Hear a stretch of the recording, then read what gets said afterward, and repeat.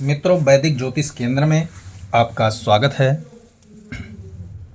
आज हम बात करने वाले हैं वैदिक ज्योतिष में महर्षि पाराशर जी, भृगु नंदी नाड़ी, दो ऋषियों द्वारा वर्णित, उल्लेखित या उनके द्वारा दिया गया ज्योतिष पर जो वर्णिक है उसके बारे में हम विशेष चर्चा करेंगे। जो हमारा विषय है आज वो है ग्रहों का दृष्टि विश्लेषण। आप यहाँ देख सकते हैं आज हमारा जो सब्जेक्ट है, विषय है दृष्टि के द्वारा ग्रहों का राजयोग कैसे बनता है या ग्रहों की दृष्टि का क्या अर्थ होता है। विशेषकर संपूर्ण आज चर्चा दृष्टि पर होना है कि ग्रह जो बैठते हैं वो दृष्टि डालते हैं तो उन दृष्टियों का अर्थ क्या होता है और कौन से ग्रह कहाँ पर बैठकर कौन कौन से दृष्टि डालते हैं, कौन से दृष्टि में अधिक बल देते हैं, कौन से दृष्टि में मध्यम बल होता है, कौन से दृष्टि में पूर्ण बल होता है, या कौन सी दृष्टि में उनका मित्रवत भाव झलकता है, कौन सी दृष्टि में उनकी शत्रु भाव झलकता है। उन सभी के बलाबल पर हम चर्चा करेंगे विस्तार से। कुंडली आज बहुत महत्वपूर्ण रहने वाली है। चलिए कुंडली स्टार्ट करते हैं। सबसे पहले आप यहाँ पर दृष्टि डालेंगे, सब्जेक्ट जो विषय है उस पर आप यहाँ नज़र डालेंगे तो शनि, मंगल, राहु, केतु ये तो विशेष रहने वाले हैं क्योंकि इन्हीं दृष्टियों से राजयोग की भूमिका बड़ी प्रबल और सक्रिय रूप से बनती है और इन्हीं ग्रहों से जो है राजयोग तो भंग होगा ही होगा, साथ में अशुभ योग का निर्माण भी इन्हीं ग्रहों के द्वारा होता है। अन्य ग्रह जो होते हैं जैसे बुध हो गया, गुरु हो गया, शुक्र हो गया, चंद्रमा हो गया, सूर्य हो गया, ये ग्रह केवल शुभ प्रकृति के ग्रह माने जाते हैं, इसलिए अशुभ योग का निर्माण बहुत कम ये करते हैं। इसीलिए आज दृष्टियों पर बहुत अच्छा ज्ञान मिलने वाला है। जो लोग ज्योतिष अभी सीख रहे हैं, ज्योतिष का प्रारंभिक बेसिक अर्थ सीख रहे हैं, उन लोगों को दृष्टि से संबंधित सारे विचारों को आज सीखना चाहिए और बिना स्किप किए वीडियो आज देखेंगे तभी समझ में आएगा कि इनका अर्थ क्या होता है। चलिए कुंडली स्टार्ट करते हैं देर न करते हुए। आप ये लगन भाव को देख सकते हैं। मैंने एक लगन कुंडली बनाई हुई है ग्रहों को समझाने के लिए, ठीक है। आप सूत्र जानेंगे, तरीका जानेंगे, विधि जानेंगे, तब आप कोई भी कुंडली में अप्लाई करके ये चीज़ देख सकते हैं। सबसे पहले हमें ये जानना है कि ग्रहों की दृष्टि का जो बल होता है वो कैसे निकाला जाता है। आप सूत्र में यहाँ देखेंगे वैदिक ज्योतिष सूत्र, ग्रहों की दृष्टि, विश्लेषण, विवरण, नियम और फलादेश, ठीक है। सूर्य का जो दृष्टि बताया गया है ज्योतिष शास्त्र में, वो कितनी दृष्टियां होती हैं उनके पास? एक ही दृष्टि होता है, सप्तम दृष्टि, और वही सूर्य का पूर्ण दृष्टि भी है जो स्वभावानुसार फल निर्णय लेता है। यानी फल का निर्णय दृष्टिपूर्ण हो गया, सप्तम एक ही दृष्टि है, लेकिन जो उसका फल होगा वो स्वभाव अनुसार होगा।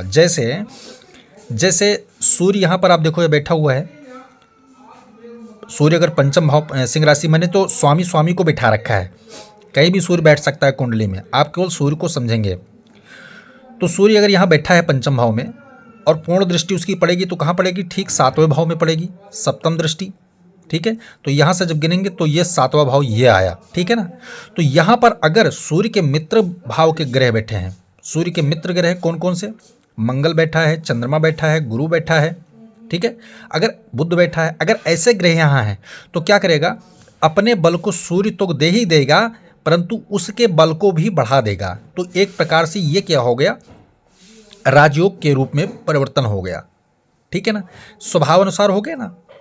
परंतु अगर उन्हीं भावों में कोई सूर्य का शत्रु ग्रह बैठ जाए, जैसे शुक्र बैठ जाए, शनि बैठ जाए, राहु बैठ जाए या केतु बैठ जाए, ठीक है, इन चार में से अगर कोई ग्रह वहां नजर आता है तो क्या होगा? सूर्य उनको खराब करेगा, उस भाव का फल बिगाड़ देगा, परंतु आचरण के कारण खुद अपना भी नुकसान करेगा। एक कहावत है ना वो कि दूसरे पर दृष्टि रखोगे तो अपना काम बिगाड़ोगे, और दूसरे पर दृष्टि रखोगे तो दृष्टि तुम्हारी ये तय करेगी कि उसका तुम भला चाहते हो कि नहीं चाहते हो। तो ये विधि जो है हर जगह लागू होता है, ज्योतिष में नहीं, सारे जो नैसर्गिक यानी प्राकृतिक धाराएं होती हैं उनमें सब जगह ये चीज़ें लागू होती हैं। अब हम बात कर लेते हैं चंद्रमा की। चंद्रमा भी की एक दृष्टि होती है, सप्तम दृष्टि उनकी भी होती है, पूर्ण दृष्टि वही है, और स्वभावानुसार उनका भी नैसर्गिक फल निकल के आता है, चंद्रमा का भी। ठीक है। मंगल की बात करें तो मंगल के पास 3 दृष्टियां होती हैं। मंगल ग्रह के पास 3 दृष्टियां होती हैं, 4, 7, 8 इनकी दृष्टियां हैं, जो क्रमशः जो होता है निम्न, मध्य और पूर्ण। ठीक है। जो चौथी दृष्टि मंगल की होती है वो निम्न दृष्टि होता है, 7वीं उनकी होती है पूर्ण दृष्टि होती है, और 8वां उनका होता है मध्यम दृष्टि होता है। तो 3 दृष्टियां मंगल के पास है। अब मंगल अगर लग्न में किसी का मंगल बैठा हो तो क्या करेगा, यहाँ से चौथी दृष्टि तो यहाँ डालेगा। ठीक है, यहाँ से चौथी दृष्टि तो यहाँ डालेगा, और 7वीं पूर्ण दृष्टि तो सप्तम भाव में जा ही रही है क्योंकि हर ग्रह के पास होता है। उसके बाद मंगल का 8वीं दृष्टि अष्टम भाव पे भी जाएगा। ठीक है, अष्टम भाव पे। तो मंगल जो चौथी दृष्टि यहाँ डाल रहा है वो क्या होगा, निम्न स्तर की जो होगा, लेकिन स्वभाव पर निर्भर करेगा कि वो मित्र और शत्रु का चयन कहाँ से कर रहा है, उसके ग्रह के अकॉर्डिंग जाएगा, उसकी राशि के अकॉर्डिंग जाएगा। ठीक है। अगर मेष राशि यानी स्वराशि का मंगल लगन में मान लिया चलो किसी का बैठा ही है, तो मंगल की चौथी दृष्टि यहाँ क्या जाएगी, यहाँ पर नीच राशि में जा रहा है चौथी दृष्टि, तो यहाँ पर क्या है, उसका भला नहीं करेगा, भला नहीं करेगा।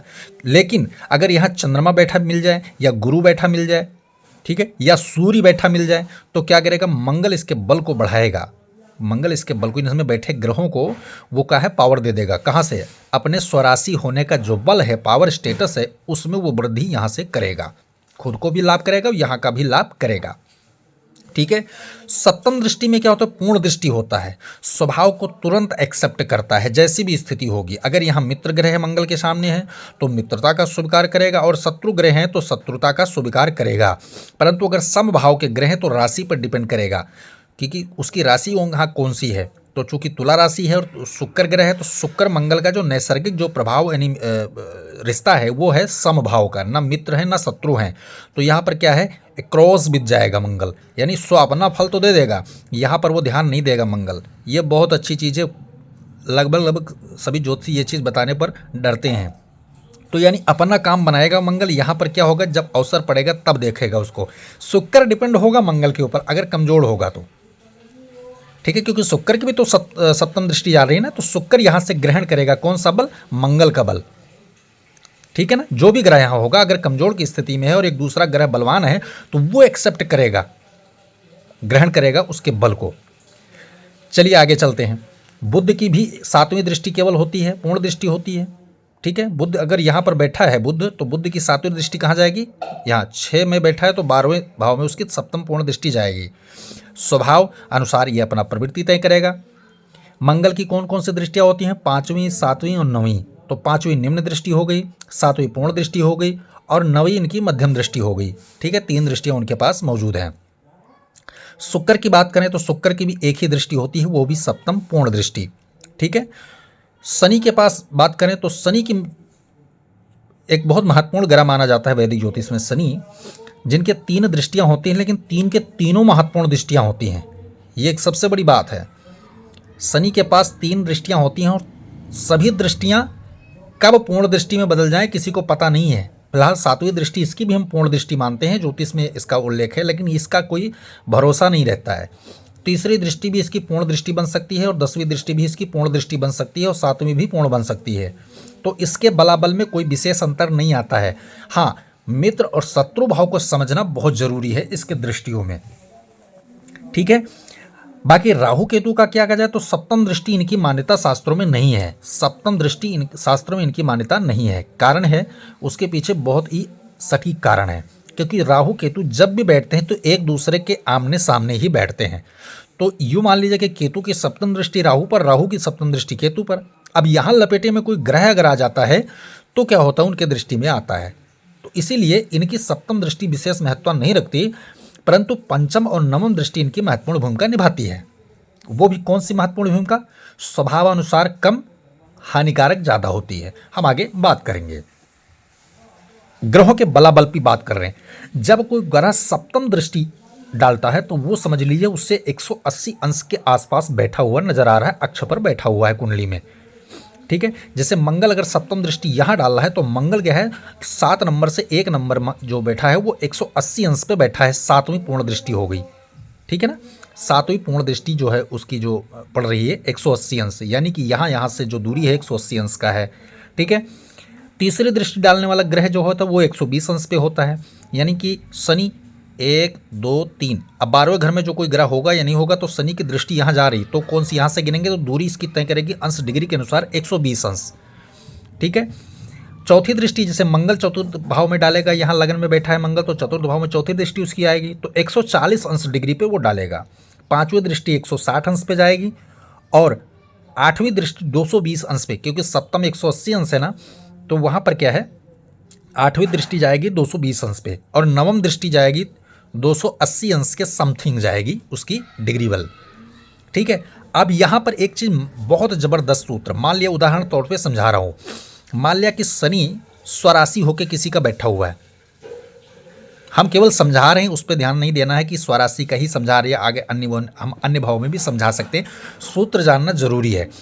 मान लिया शनि यहाँ पर बैठा है स्वराशि होकर और इसके बैठने का जो डिग्री है वो 15 अंश पे शनि अपनी राशि में बैठा हुआ है, तो शनि क्या हो गया 100%, ये क्या हो गया बलवान ग्रह हो गया। तो इसकी दृष्टि अगर हम तीसरी दृष्टि नापेंगे तो तीसरी दृष्टि यहाँ पर जो जा रही है वो कितने अंश पे जा रही है, शनि की दृष्टि वो जा रही है 120। तीसरे में क्या कहा था 120 अंश पे यहाँ पर शनि की तीसरी दृष्टि गई। ठीक है, और सातवीं दृष्टि शनि की कहाँ जा रही है 180 पे, 180 अंश पे। और 10वीं दृष्टि जो शनि की है 10वीं दृष्टि नवी और 10वीं दृष्टि जो जा रही है वो 320 पे जा रही है, 320 अंश। यहाँ जो हमने क्षमा करें लिखा नहीं है, 10वीं दृष्टि का जो अंश बल होता है वो होता है 320। ठीक है, 320। अब 10वीं दृष्टि कहाँ जाएगी तो यहाँ से जब गिनेंगे तो 7वां भाव ये आएगा, 8वां 9वां और 10वां यहाँ पर जो जाएगा, तो यहाँ पर जो शनि की दृष्टि पड़ा वो 320 अंश पे पड़ा जाके। अब हम एक तरीके से ट्रायंगल जब बनाएंगे जब, तो ट्रायंगल में क्या हुआ, शनि सबसे सीधा कौन से ग्रह को देखेगा, यहाँ पर देखेगा। सबसे सीधा अगर शनि दृष्टि डालता है तो चंद्रमा को अपने अंदर ज़्यादा पाएगा। फिर यहाँ पर अगर दृष्टि शनि डालता है तो क्या होगा, थोड़ा सा तिरछा हो गया। लेकिन यहाँ पर अगर शनि दृष्टि डालता है तो ये क्या हो गया, बिल्कुल साइड में आ गया। तो एक तो स्वाभाविक रूप से हमें पता चला कि शनि का जो बल ज़्यादा जा रहा है वो कहाँ जा रहा है, सामने वाले भाव में। दूसरा बल कहाँ जा रहा है, दशम वाले भाव में। और जो तीसरे नंबर पे आ रहा है वो यहाँ पे जा रहा है। तो ये निम्न दृष्टि गिनी गई। और यहाँ पर लेकिन तत्कालिक मैत्री चक्र एक प्रकार का सूत्र होता है कि तत्कालिक असर क्या निकालेंगे हम उसका, वो हमें करता है शनि के प्रभाव के ऊपर और जिस पे दृष्टि डाल रहा है उसके भाव के ऊपर। अब मान लिया जाए यहाँ पर कोई ग्रह बैठा है जो शनि का परम मित्र है। ठीक है, यहाँ पर कोई ग्रह बैठा है जो शनि का परम मित्र है, जैसे राहु बैठा है, ठीक है, शुक्र बैठा है, ठीक है, या बुध बैठा है। तो वो क्या करेगा, वो अपना शनि जो अपना प्रभाव है उसके साथ जोड़ने का काम करे। इस प्रकार से ग्रह अपने जो है विचार जो है प्रकट करते हैं। अब चलिए हम दृष्टि से संबंध में राजयोग कैसे बना देते हैं ग्रह, क्योंकि सबसे प्रबल फल देने का काम दृष्टि योग से बना हुआ राजयोग ही करता है कुंडली में, तो इसको जानना बहुत ज़रूरी है। जैसे अब शनि यहाँ बैठा हुआ है, शनि मजबूत है, स्वराशि का भी है और 15 अंश डिग्री पे भी बैठा हुआ है, तो ये तो बलवान हो ही गया। तो शनि किसके साथ मिल करके राजयोग का निर्माण करेगा। अब यहाँ देख ली, इसी भाव में मैं बता रहा हूँ, दशम दृष्टि शुक्र के ऊपर जा रही है। अब इस अवस्था में यहाँ तो शुक्र बैठा हुआ है, बाई चांस किसी के ना हो शुक्र, तो यहाँ अगर बुध बैठ जाए, गुरु बैठ जाए, ठीक है, बुध बैठ जाए, गुरु बैठ जाए, ठीक है, गुरु का नहीं चलेगा क्योंकि वो शत्रु राशि में आ जाएगा, यानी कि इस राशि के मित्र वाले ग्रह, इस राशि के मित्र वाले ग्रह राहु बैठ जाए, बुध बैठ जाए, ठीक है, अगर ऐसे ग्रह शनि के इस राशि नहीं उच्च राशि में आके, तो दशम दृष्टि शनि की यहाँ आ गई, तो एक प्रकार का क्या हुआ, राजयोग, यानी कि इधर से भी अच्छी खुशखबरी का ट्रांसफर होने लगा। तो दोनों का जब मिल जाएगा तो एक प्रकार के क्या बन गया, राजयोग का निर्माण हो गया। अब ये राजयोग क्या करेंगे, कर्म को सुधार दिया, यानी कर्म तो बना ही दिया शनि ने खुद बैठ करके वहाँ, ठीक है, और व्यापार, व्यापार भी इसका सुधर गया। तो व्यक्ति क्या करेगा, कर्म और व्यापार के क्षेत्र में बहुत ऊंचा प्रतिष्ठा सम्मान प्राप्त करेगा। हमने भाव को नैसर्गिक जोड़ा, शुक्र और उनके, तो उससे क्या हो, कैश फ्लो भी अच्छा होगा, सुख सुविधा अच्छा भोग करेगा, ठीक है ना। भूमि भवन वाहन बंगला लग्जरियस सुख उसको अच्छी तरीके से प्राप्त होगा। इसी प्रकार से अगर गुरु के, अब गुरु का समझा देता हूं कि गुरु का 5, 7 और 9 दृष्टियां होती, तो सप्तम दृष्टि सीधा यहां पड़ गई, यहाँ तीसरे भाव में सप्तम दृष्टि यहाँ आ गई, और यहाँ से गिनेंगे 1 2 3 4 5, पंचम दृष्टि यहाँ गुरु की यहाँ आ रही है, ठीक है ना। लग्न भाव में पंचम दृष्टि यहाँ जा रही है गुरु की, आप सीधे यहाँ पर देख सकते हैं पंचम दृष्टि गुरु की यहाँ आई, और सप्तम दृष्टि गुरु की सीधे यहाँ पर आ गई तीसरे भाव में, ठीक है। और नवम दृष्टि कहाँ जाएगी, ये 12 हो गया, 11 हो गया, 10 हो गया, यहाँ पर जो है पंचम दृष्टि गुरु की सीधी पड़ रही है। अब देखिए कमाल की बात क्या है कि यहाँ गुरु स्वराशि का, और यहाँ मंगल में अगर यहाँ पर चंद्र, मंगल और सूर्य तीन में से कोई ग्रह नजर आ गए तो क्या होगा, राजयोग का निर्माण कर देगा। एक तो लगन नवम का संबंध भी होगा, राजयोग भी बन गया, और गुरु और मित्र के साथ इनका संबंध हो गया तो राजयोग का निर्माण हो गया, ठीक है। और केंद्र त्रिकोण का भी सम्मान हो गया। पंचम भाव में भी ठीक उसी प्रकार का है, राजयोग का निर्माण होगा। ये जो राजयोग का फल होगा जीवन में, ये 100% नहीं 1000% लाभ देने वाला काम करेगा कुंडली में। जो ग्रह स्वयं राजयोग बना रही है, उच्च का हो गए, उतना फल अच्छा नहीं देंगे। इसलिए दृष्टि का कमाल जीवन में बहुत ज्यादा कुंडली वैदिक ज्योतिष में बताया गया है। दृष्टि का महत्व, दृष्टि का संबंध, दृष्टि का कोण व्यक्ति के जीवन में बहुत कुछ दे जाते हैं। अब एक चीज और मैं बताऊं, दृष्टियों का खासकर जो फलादेश निकल के आता है वो 2 चीजों में, जब ये प्रत्यांतर अंतरदशा और सूक्ष्म में चलते हैं उस वक्त, अगर इनका ट्रायंगल वहां भी बनता है, अगर कि गुरु महादशा में मंगल, मंगल महादशा में गुरु, या इस तरह जिनका राजयोग 2 ग्रहों से मिलकर बना है, या गोचर में उस राशि पर ये गोचर करते हैं, यानी गुरु और मंगल से ये बन रहा है, तो मंगल की राशि पर अगर गुरु का गोचर हो गया या गुरु की राशि पर मंगल का गोचर हो गया, तो क्या करेंगे, वहां तत्कालीन मैत्री वाला फल ये देना चालू कर देंगे, जो 1000% से भी कहीं ज्यादा हो सकता है, यानी वो सब कुछ प्रदान कर देंगे। आपने वो देखा होगा कि रातों रात करोड़पति बन जाना, ऐसा एक कहावत है, चूंकि हकीकत में गुजरता भी है, ये घटना घटती भी है, तो उनके साथ ऐसा ही स्थिति कुंडली में बना रहता है, तब वो जाके वो जीवन में फल पाते हैं। उसमें ग्रह का खुद का बलवान होना, उनकी दृष्टि पर योग बलवान होना, मैत्री संबंध बलवान होना, इस प्रकार से बलाबल जब इकट्ठा हो जाते हैं तभी जीवन में इस प्रकार की घटनाएं घटती हैं।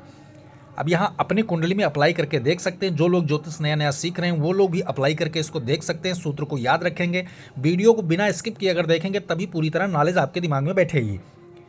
वीडियो पसंद आए तो लाइक कीजिए, शेयर कीजिए और सब्सक्राइब करिए, बेल आइकन का बटन दबाएं, ताकि हमारा नया बेसिक सूत्र जो वैदिक ज्योतिष के हैं हम ऐसे नए नए वीडियो में लेके आएंगे। हमने प्रारंभ किया है ज्योतिष का वैदिक सूत्र के साथ साथ धीरे धीरे हम संपूर्ण ज्योतिष को सिखाएंगे, तो इसको देखें और पसंद आए तो इसको लाइक कीजिए, शेयर कीजिए। जय सिया राम।